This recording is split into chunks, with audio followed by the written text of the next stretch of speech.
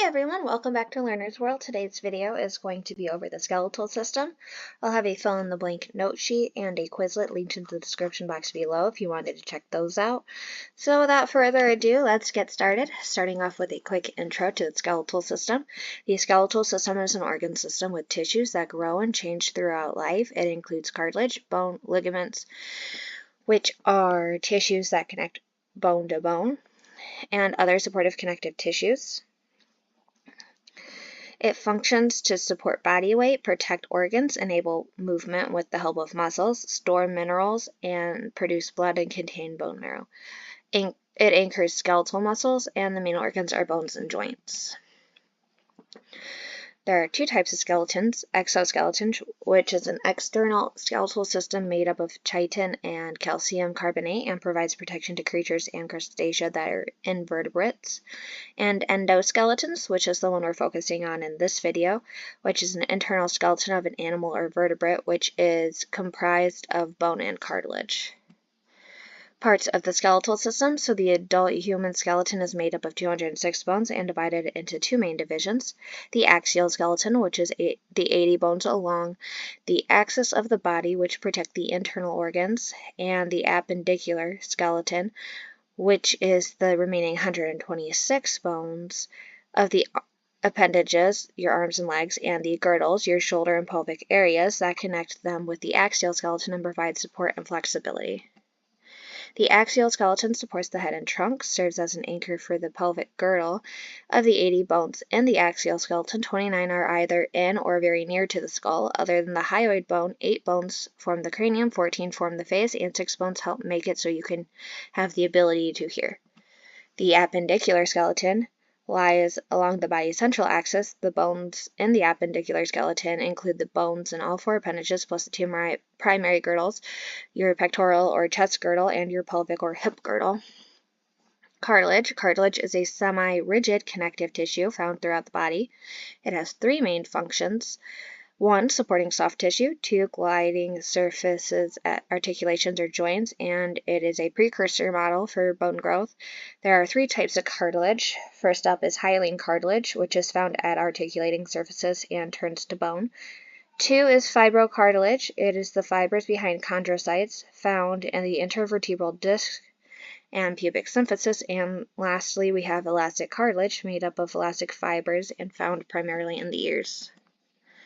Bones. Bones are organs, so they contain several tissues. Bone tissue, cartilage tissue, and blood are going to be the first 3 connective tissues in bones. Then you have blood vessels, which is the epithelial tissue; nerves, which is your nervous tissue; and the last 2 connective tissues in the skeletal system are ligaments and tendons. There are 4 main functions of bones: 1, support and protection of delicate organs; 2, movement; 3, hematopoiesis, which is blood cell production and bone marrow; and 4, the storage of mineral and energy reserves.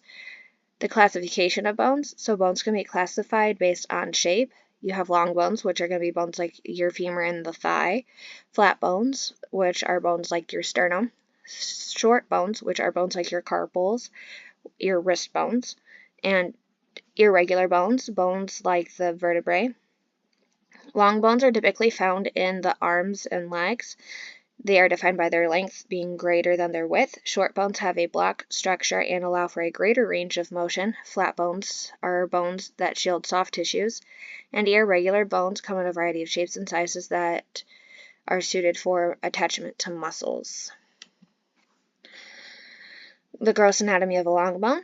There are many regions to a long bone: the diaphysis, which is the middle section or shaft of the long bone; the medullary cavity, which is the space in a long bone; the epiphysis, which is going to be found at either end of a long bone; the metaphysis, which is located between the epiphysis and the diaphysis. It's also known as the neck of a long bone.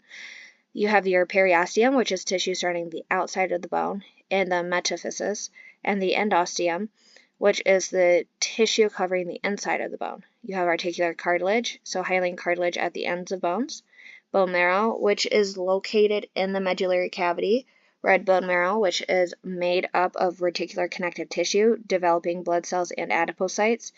The location varies based on age. This is where hematopoiesis occurs. In children, it is located in spongy bone in the medullary cavity.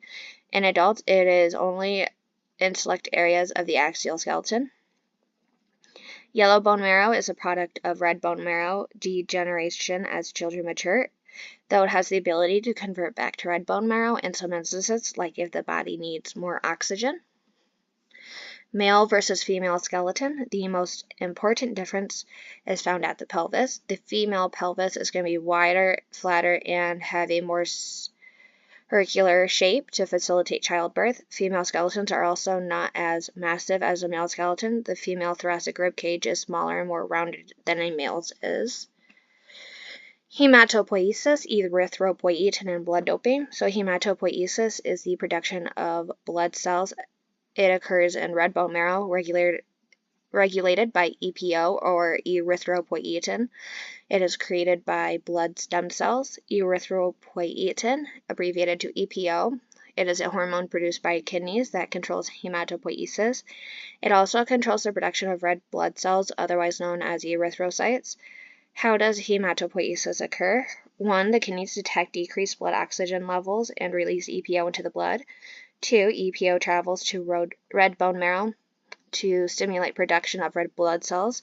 3. Increased red blood cells cause increased blood oxygen levels. This inhibits further EPO release, which is otherwise known as a negative feedback loop. Blood doping. When athletes take and save their blood that has red blood cells in it already, then they inject it back into their body later on to gain more red blood cells in their body. This can lead to heart failure and an increase of blood pressure. Blood doping is banned from athletic competitions. Microscopic bone anatomy.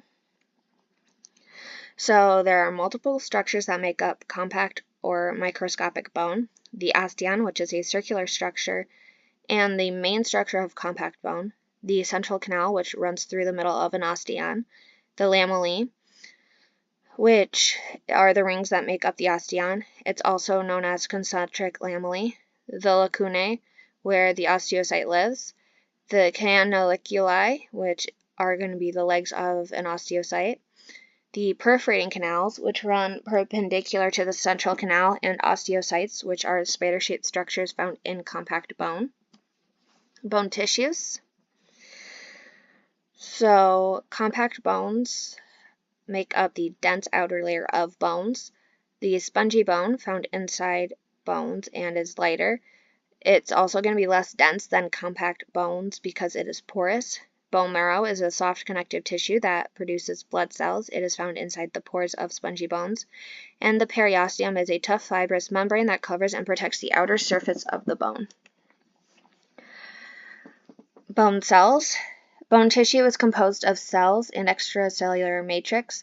There are 4 types of bone cells. 1. Osteoprogenitor cell. 2. Osteoblast. 3. Osteocyte. And 4. Osteoclast. Osteoprogenitor cells are bone stem cells that divide and create osteoblasts. The osteoblasts produce the bone matrix and matures into osteocytes. It's also known as bone-forming cells. Osteocytes are going to be your mature bone cells, and osteoclasts are large cells that break down the bone matrix. They don't come from osteoprogenitor cells. They're also known as bone-destroying cells. So bone cells by age. At 10 years old, you're going to have a greater osteoblast count than you will an osteoclast count. At 20 to 40 years old, osteoblasts are equal to osteoclasts, and over 40 years old, there are fewer osteoclasts than osteoblasts, or there are fewer osteoblasts than there are osteoclasts. Bone remodeling is a process of making new, stronger bone. Bone growth and bone development. Ossification. So this is a form of bone tissue, or the formation of bone tissue. There are 2 main types of ossification.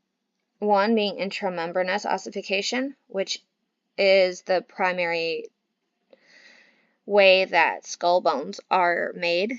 And the second type of ossification is endochondral. Intramembranous ossification is the bone develops directly from the mesenchyme or the mesoderm. Then endochondral ossification is when bone develops from hyaline cartilage. There are 6 steps to this process. Fetal hyaline cartilage model develops. A cartilage calcifies as cells die. A periosteal bone collar forms. The blood vessels innervate into the diaphysis. Primary ossification centers form in the diaphysis. Blood vessels go further into the diaphysis. Secondary ossification centers form in the epiphyses. This happens at the same time the marrow cavity is formed. Blood vessels perforate the epiphyses. Then the bone replaces cartilage, except for articular cartilage and the epiphyseal plates, or the growth plates. The cartilage increases the length of bones. Lengthwise growth continues until the epiphyseal plates ossify. Humerus lateral epicondyle ossifies at 11 to 16 years old in males and 9 to 13 years old in females. The humerus medial epicondyle ossifies at 11 to 16 in males as well, and 10 to 15 years old in females. Bones growing taller, how? So osteoblasts invade cartilage in the disc. They mature into osteocyte. This is affected by hormones such as growth hormone, estrogen, and testosterone. As bones grow wider, the sculptor cells or osteoclasts hollow the bones. Builder cells, the osteoblasts, deposit bone on the outer surface. Osteoclastic activity is called resorption. Regulating blood calcium levels. So regulating calcium concentration in the blood is essential. Calcium is required for the initiation of muscle contraction, exocytosis, stimulation of the heart, and blood clotting. When there is a decrease in blood calcium levels, the parathyroid gland secretes PTH, which increases osteoclast activity. When there is an increase in blood calcium levels, the thyroid gland secretes calcitonin, which increases activity. Bone fractures. So fractures are breaks in the bone. There are a few different types. One being stress fractures, a bone that hasn't broken completely. A pathologic fracture, which is when a bone has broken due to disease. A simple fracture, which means it may be broken completely, but it has not penetrated the skin. And a compound fracture is a completely broken bone that has penetrated the skin. How is a fracture treated? Starting off with reduction, it's going to be a realignment. There are 2 types of reduction, a closed reduction and an open reduction. Then you move on to the immobilization step, which is usually done with a cast, and the rest is left to your body. Articulations or joints. So articulations. An articulation is a joint or point of contact between either bones and bones, bones and cartilage, or bones and teeth. Joints are classified based on their functions and structures. Functional classifications. The least mobile joints have the most stability, while the most mobile joints have the least stability. Synarthroses are a completely immovable or immobile joint. The amphiarthroses are going to be a slightly mobile joint, and diarthroses are a freely mobile joint. Structural classifications, so based on the type of connective tissue and whether a space occurs between the articulating bones, there are 3 structural classifications of bones: fibrous joints, cartilaginous joints, and synovial joints. Fibrous joints are joined by dense, regular connective tissue fibers. Most are synarthrotic. For example, you have the gomphoses, which are your teeth and mandible, and sutures. Cartilaginous joints are connected by cartilage. They are either amphiarthrotic or synarthrotic. For example, costochondral joints, pubic symphysis, intervertebral discs. Then you have synovial joints, which are bones that are separated by a joint cavity containing synovial fluid. They are diarthrotic, and they are the most mobile type of joints. So joint diseases. You have arthritis, which is the inflammation of the joint. Basic symptoms are pain, stiffness, or swelling of the joints. So this is typically found in a synovial joint. Arthritis needs a synovial membrane. Osteoarthritis is when cartilage shaves away from bones. Next topic is going to be the synovial joints. So synovial joint structure. All synovial joints have distinguishing anatomical features. So all are considered movable, but there is a variation in movability. You have articular joint or articular capsule, a double layer capsule made of an outer layer and an inner synovial membrane. Arthritis happens more in synovial joints. Joint cavity is a small space between articulating bones. Synovial fluid is an oily substance that acts as a lubricant. Articular cartilage is hyaline cartilage that covers articulating bone surfaces to reduce friction. Accessory structures are several accessory structures can be found supporting synovial joints, including the bursae, which is filled with synovial fluid and extra little fluids, fat pads, which give protection, tendons, which is a dense regular connective tissue. It has less elastic fibers than ligaments. It connects muscle to bone or muscle to muscle. Ligaments, which connect bone to bone. Nerves and blood vessels, which detect pain and movement. And the menisci, which can be found in certain joints like the knee, and it's like a little extra padding. So next, there are 6 types of synovial joints from least mobile to mobile. They are the planar joint, which has the least amount of movement, hinge joint, pivot joint, condyloid joint, saddle joint, and ball and socket joint, which has the most amount of movement. So the planar gliding joint is 2 flat surfaces sliding along one another, for example, the intercarpal or intertarsal joints. The hinge joint, which is typically a convex and concave structure, articulate to allow movement in one direction. For example, the elbow joint, the knee joint, or the ankle. Then you have a pivot joint, which is for rotation, in which a bone rotates on its longitudinal axis relative to the second bone. For example, your atlas and axis, your C1 and C2 vertebra. Then there's the condyloid joint.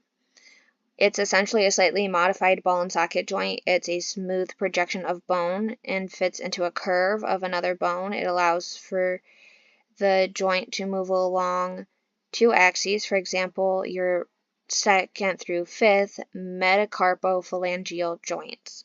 Your saddle joint, it's going to appear as a saddle shape, hence the name. It's convex and concave in 2 directions, or regions that come together to allow for a large range of motion. For example, your thumb, which is your first metacarpophalangeal joint. And finally, your ball and socket joints. So it's going to be the highest range of motion. The head of the bone fits into the socket of another bone. For example, your hip and shoulder joints. So movements of synovial joints. There are 4 types of motions that occur at synovial joints. 1, gliding. The gliding motion is when joints move along each other. Angular motion, rotational motion, and special movement. So angular movements change the angle between 2 bones. These are considered basic movements. So you have flexion, which decreases the angle between 2 bones. Usually flexion is going to be less than 180 degrees. It's like someone flexing muscles. You have extension, which increases the angle between 2 bones. Extension is going to equal about 180 degrees. And then you have hyperextension, which is when the extension of a joint is beyond 180 degrees. Then you have abduction, which is the lateral movement away from the midline, and adduction, which is the medial movement toward the midline. You have circumduction, a continuous movement that combines flexion, abduction, extension, and adduction in succession to circular movement. It combines all movements mentioned previously. You have rotational movement. During rotational movement, a bone pivots on its own longitudinal axis or central axis. You have pronation, which is the rotation of the forearm where the palm is turned posteriorly. Supination, which is the rotation of the forearm in which the palm is turned anteriorly. lateral or external rotation, which turns anterior surface of a bone laterally, and medial or internal rotation, which turns the anterior surface of the bone medially. Special movements. So special movements are motions that only occur in specific joints and don't fit into the other categories of movement. You have depression, which is the movement of a body part inferiorly. Elevation, the movement of a body part superiorly. Dorsiflexion, the movement where the dorsum or the top of the foot points superiorly. And the plantar flexion, which is the movement of the dorsum of the foot pointing inferiorly when you point your toes. Inversion is the twisting movement of the foot that turns the sole medially or inward. Eversion is the twisting motion of the foot that turns the sole laterally or outward. Biomechanics. So bones and muscles work together at synovial joints to form a series of levers in the body. There are three parts of a lever: the fulcrum, a fixed point that a lever rotates around. 2, load or resistance, the opposing force applied by the lever system. 3, effort or force, the effort applied by the user of the lever system. There are 3 classes of levers found throughout the body though third-class levers are the most common. First-class lever is the fulcrum, going to be between the effort and load resistance. And a real-world example are scissors. Anatomical example is going to be your atlanto-occipital joint. Your second-class lever is going to be when the load or resistance is between the fulcrum and the effort. The real-world example is a wheelbarrow. Anatomical example would be if you were standing on tiptoes. Third-class lever is going to be the effort being applied between the load and resistance and the fulcrum. Real-world example would be your forceps. Anatomical example is going to be your elbow joint. So clinical significance. Dislocations. A dislocation is a joint injury in which the articulating bones have separated. It comes out of alignment, and the extent varies drastically. So a partial dislocation is also going to be known as a subluxation. So some common knee injuries. The knee joint is the largest and most complex diarthrosis in the body. While it is capable of bearing weight and has numerous supporting ligaments, it is highly vulnerable to injury. Fractures. Most commonly fractured bone in the knee is the patella. Patellar dislocation. The patella becomes dislocated from the joint, most often laterally. Knee dislocation, when the tibia and femur are forced out of alignment. You have your ACL, or anterior cruciate ligament injuries. This is caused by rapid change in direction or landing improperly associated with sports. PCL, posterior cruciate ligament injuries, are caused by direct blow to the knee. It's typically associated with car accidents. Your MCL, medial collateral ligament injuries, caused by a direct blow to the outside of the knee. LCL, lateral collateral ligament injuries, caused by a direct blow to the inside of the knee. Meniscal tears often occur due to twisting or pivoting motions. Menisci are fibrocartilage pads making up the medial and lateral meniscus. You have the unhappy triad, which is an injury involving a tear of the ACL, MCL, and medial meniscus, known as a blown knee. It happens when a hard blow to the knee occurs when your foot is planted to the ground. Osteoporosis is bone-thinning disease. Bones in spine and neck of femur are susceptible. The causes are when women start menopause, and then the menopause causes a decrease in estrogen. Estrogen maintains health of bones. Diet is low in calcium and protein, lacking vitamin D. Lack of exercise, especially weight-bearing exercise. Then you have rickets, which is a vitamin D deficiency in children. Symptoms include pain or tenderness of the bones.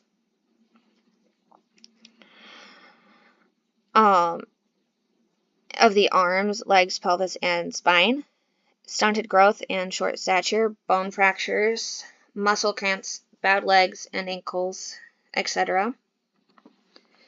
Then you have osteomalacia, which is the softening of bones associated with vitamin D deficiency, and scoliosis, which is a side-to-side curve in the spine. It's going to become evident during adolescence. That's all I have for today's video. If you found this helpful, please hit the like button and subscribe. If you know of anyone who might find it helpful, forward it to them. If there's a topic you want to learn more about in a future video, please leave it in the comment section below. I hope you have a great day. Bye!